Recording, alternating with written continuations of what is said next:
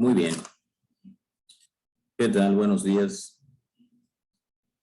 Muchas gracias por aceptar este trabajo aquí en la Semana Nacional de Investigación y Docencia, que se realiza cada año en la Universidad de Sonora. Muy bien, pues en este espacio voy a hablar sobre lo que son los esquemas numéricos conservativos para solitones. ¿Sí? La plática contiene lo siguiente, ¿verdad? Voy a hablar de manera general y simple lo que son los esquemas numéricos y las leyes de conservación. Luego, pues vamos a decir que es un esquema numérico conservativo. Y además de explicar qué es un esquema numérico conservativo, pues vamos a dar un ejemplo de un problema matemático donde aplicamos, donde se realiza un esquema numérico conservativo y las ventajas que tiene, que ganamos convergencia, claro, probar convergencia y estabilidad de nuestro esquema. Y por último, pues mostrar algunos resultados, algunas simulaciones numéricas. Muy bien. Pues, ¿qué es un esquema numérico? Un esquema numérico no es más que pues un algoritmo el cual, si se usa correctamente, se puede implementar computacionalmente y lo que dará pues es el resultado de la solución a un problema matemático. Esa es de manera general. Hay distintas maneras, ¿verdad?, de crear un esquema numérico. Y como vamos a hablar de esquemas numéricos conservativos, pues hay que decir que es una ley de conservación. ¿Qué es una ley de conservación? Pues una ley de conservación de una ecuación diferencial o un sistema de ecuación diferencial parcial, pues se refiere a una expresión de divergencia que desaparece en las soluciones del sistema de la ecuación diferencial parcial. ¿Sí? Cuando decimos una expresión de divergencia, pues nos referimos nada más al flujo entrante y flujo de salida, es decir, a la diferencia que hay entre esos flujos. ¿Sí? Si la diferencia es cero, pues eso no es mejor conocido como ley de conservación. Muy bien.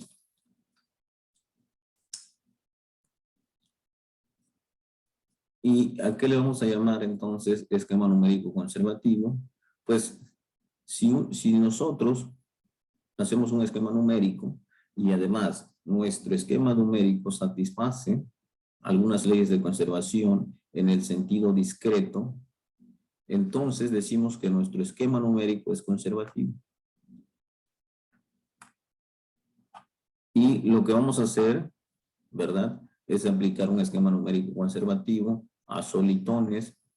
¿Y qué son los solitones? Pues los solitones es una onda viajera, ¿sí?, que se propaga en una sola dirección y mantiene su forma.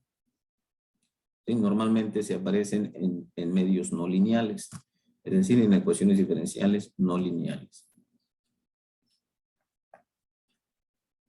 Pues eso es todo, ¿verdad? Eso es todo sobre lo que son los esquemas numéricos y cuál es la diferencia entre un esquema numérico y un esquema numérico conservativo. ¿Sí? Entonces, para ver la ventaja y cómo se aplica, pues lo vamos a hacer con un ejemplo en el que pues hemos venido trabajando yo y algunos profesores, ¿verdad?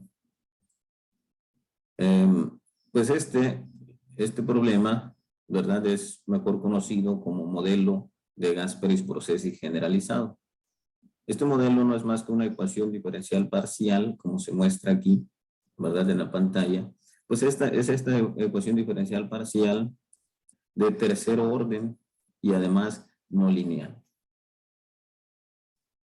Muy bien. Entonces nosotros vamos a construir un esquema numérico para este problema. Por eso necesitamos aquí las condiciones de frontera, una condición inicial y un dominio para las variables. La variable X y la variable T. X es mejor conocida como la variable espacial y T como la variable temporal. Es decir, representa el tiempo y el espacio. U0 pues puede ser una función suave, suficientemente suave. En particular, nosotros usamos una solución tipo solitón. Y el objetivo, claro, ¿verdad? Pues es, como les decía, crear un esquema numérico conservativo para una clase en particular de soluciones a este problema. ¿Sí? Esas soluciones son los solitones. ¿Por qué decimos clase en particular? Porque este modelo se ha probado que tiene otro tipo de soluciones, lo que son picons, caspon y twins, ¿verdad? Nosotros no vamos a hablar de esas soluciones, vamos a hablar nada más de los solitones y antisolitones. Solitones, pues ya les comenté, es una onda viajera, así que se propaga sin deformarse. Y los antisolitones, pues es la misma onda, pero la diferencia son que sus amplitudes son negativas. No es un reflejo de un solitón, son otras ondas.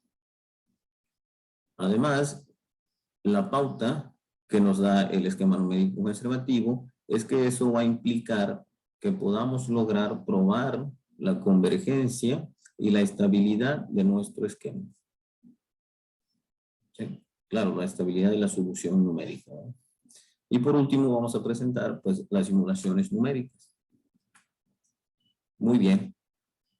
Pues, como les decía, hay distintas maneras de crear un esquema numérico, pero en este caso usamos las herramientas que se conocen como diferencias finitas. Decía que hay distintos métodos porque existen los de Faedo-Galerkin, existen elementos finitos, etc. Pero en este caso vamos a usar el método de diferencias finitas. ¿Verdad? Y entonces, pues el método de diferencias finitas es sustituir las derivadas continuas por derivadas discretas y podemos, usando el teorema de Taylor, aproximar las derivadas hacia adelante, hacia atrás y centradas en la forma discreta. De una sola derivada continua podemos aproximarla por tres maneras: hacia adelante, hacia atrás y centradas. Muy bien. Entonces, pues nosotros damos este esquema numérico que está aquí, y este esquema numérico pues es la discretización del modelo continuo, ¿verdad? Para tener mayor visión, por ejemplo, aquí la derivada de u con respecto de t, pues la aproximamos, por ejemplo, con y subbarra t barra. Este y t subbarra representa pues la derivada discreta respecto al tiempo. Y la barra significa que la derivada se hace hacia la izquierda. Ahora, asimismo podemos aproximar las otras derivadas, ¿verdad? Las otras derivadas, ya sean hacia adelante, hacia atrás o centradas, como mejor nos convenga. Entonces la barra representa derivada hacia atrás, lo que no tiene nada representa derivada hacia adelante, y lo que tiene el punto representa la derivada centrada. Entonces, pues aproximamos este último término, este término que ven aquí, pues es la aproximación del término de la tercera derivada lineal. Aquí hay una segunda derivada multiplicado por gamma, más este operador derivada, pues es una tercera derivada. Lo aproximamos con esta suma, porque esto es lo que se conoce como regularización parabólica. Nos sirve precisamente para encontrar más leyes de conservación, ¿verdad? Y Q1 y Q2, pues son los términos que aproximan, ¿sí? a los términos no lineales. Q1 aproxima a este término no lineal, C1 por la derivada de u cuadrada con respecto de x. ¿sí? Y luego aquí este término no lineal con este, pues lo aproximamos mediante Q2 con estas derivadas. Entonces todas estas derivadas discretas hacia adelante, hacia atrás, tomadas en esa forma, tienen un sentido, ¿verdad? No es nada más al azar. El sentido es tal que este esquema numérico, si le aplicamos el operador suma, el equivalente a la integral, pues vamos a obtener su equivalente a las leyes de conservación, su equivalente en el sentido discreto. ¿Sí? Entonces, el problema satisface esta ley de conservación en la forma continua, y nuestro esquema satisface esta ley de conservación en el sentido discreto. Claro que sí. Aquí vemos que si tau y h, los tamaños de paso, tienden a cero, pues esta no es más que la derivada continua, ¿verdad? Además, el modelo también satisface esta segunda ley de conservación, y nuestro esquema satisface en el sentido discreto esta segunda ley de conservación, su equivalente, ¿verdad? Aquí si los tamaños de paso tau y h tienden a cero, pues esto tiende a cero y esto tiende a esta forma continua, ¿verdad? La derivada y la integral. Estas normas y este operador suma, pues es simplemente simplificar la notación un poco, ¿verdad? Se suma sobre las i es la representación de la variable espacial, ¿verdad? Y esta es la norma en el sentido discreto. Muy bien. Pues con esas dos leyes de conservación, nos es posible, ¿verdad? Nos es posible para funciones en L2, ¿sí? Para funciones U0, la derivada de U0 en L2, ¿verdad? Pues tener esta siguiente desigualdad, y con esta desigualdad nosotros podemos probar un resultado de convergencia. Es decir, definimos una función en la malla, una función discreta en la malla, y creamos una sucesión en el sentido a priori, y podemos probar convergencia usando este resultado, ¿verdad? Claro que voy a dar la referencia donde pueden encontrar las demostraciones de este resultado. Y con esto, en el sentido a priori, se prueba que la función discreta converge a la solución continua del problema. Pero decimos a priori, ¿verdad? Es decir, suponemos que existe y luego probamos convergencia. Pero necesitamos probar la existencia. Para probar la existencia, lo que hacemos es linearizar el esquema no lineal, preliminar que di allá, ¿verdad? En diferencia, que es este esquema. Este esquema lo vamos a linealizar. Para linealizarlo, creamos una sucesión que converja a la función discreta y, ¿verdad? Y con ello podemos nosotros linealizar. Entonces vamos a suponer que esta sucesión converge a esa función discreta, la sustituimos, ¿verdad? Y podemos linealizar los términos Q1 y Q2, donde phi, pues es una sucesión, aquí claro que está simplificada, pero es phi que depende del argumento S. S que va desde 1 hasta infinito. ¿Sí? Por ejemplo, phi de 1, pues es phi de 0, pues es la condición inicial. Phi de 1, pues es otra función. Phi de 2, otra función. Y es una sucesión que converge a la función discreta. A partir de S igual a 1, porque phi de 0, pues es la condición inicial. Entonces, phi barra es, si este phi es phi de S, phi barra es phi de S menos 1. ¿Verdad? Y así, entonces, con ese phi y con ese phi barra, nosotros linealizamos los términos Q1 y Q2, donde tenemos estos términos R1 y R2, son términos lineales, y por el otro lado, el lado derecho, pues ya es todos son términos conocidos. ¿Sí? Phi barra, pues ya es conocido, y Y gorro no es más que la condición inicial, ya son conocidos.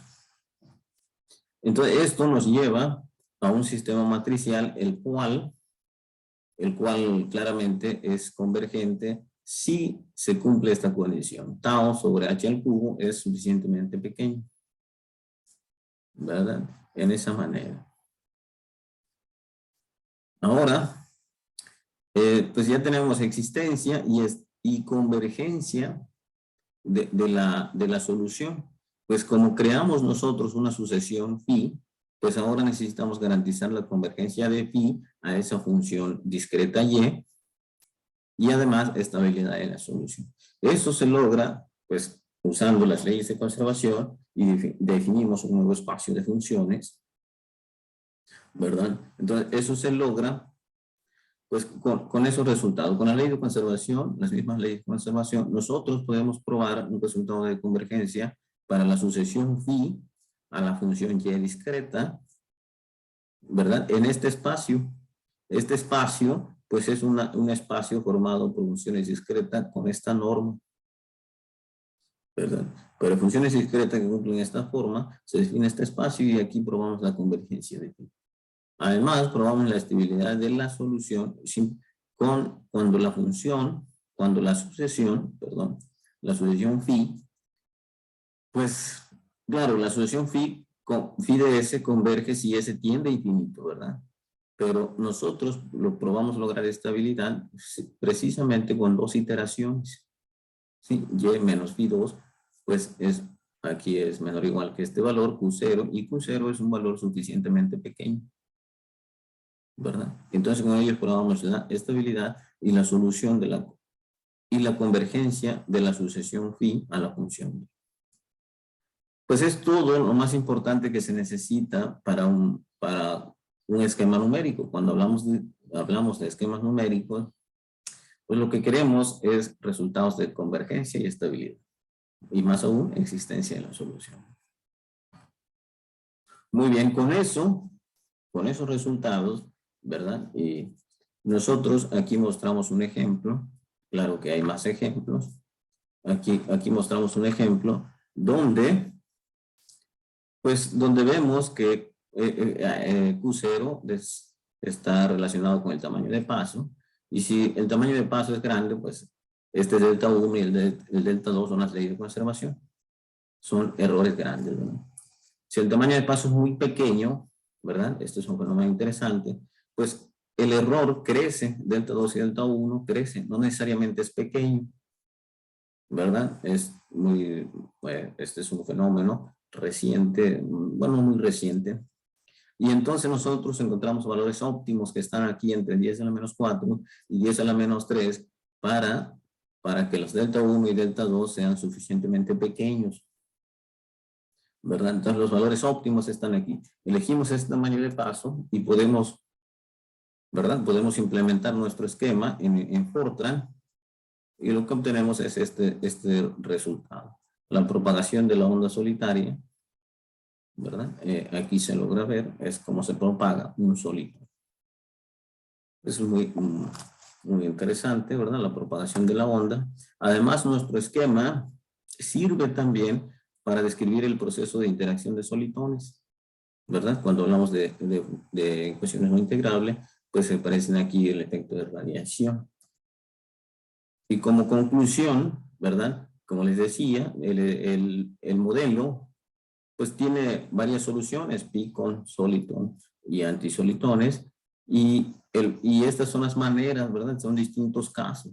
Hay casos donde tiene solitones para amplitudes mayores que 0 y amplitudes menores que un valor crítico, ¿verdad? Hay casos donde solo hay solitones con amplitudes mayores que 0.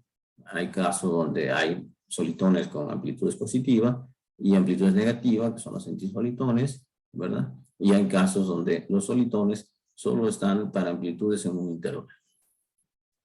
Las demostraciones de tales resultados, pues aquí están las referencias en algunos artículos donde se puede encontrar más detalladamente la demostración de esos resultados. Y eso es todo lo que les quiero mostrar, ¿verdad? Cualquier pregunta, cualquier duda, pues voy a estar al pendiente aquí de la liga. Y pues eso es lo que les decía. Las leyes de conservación nos ayudan a crear un esquema numérico que sea estable y que nos garantice la convergencia de la solución. Muy bien, pues eso es todo. Ok.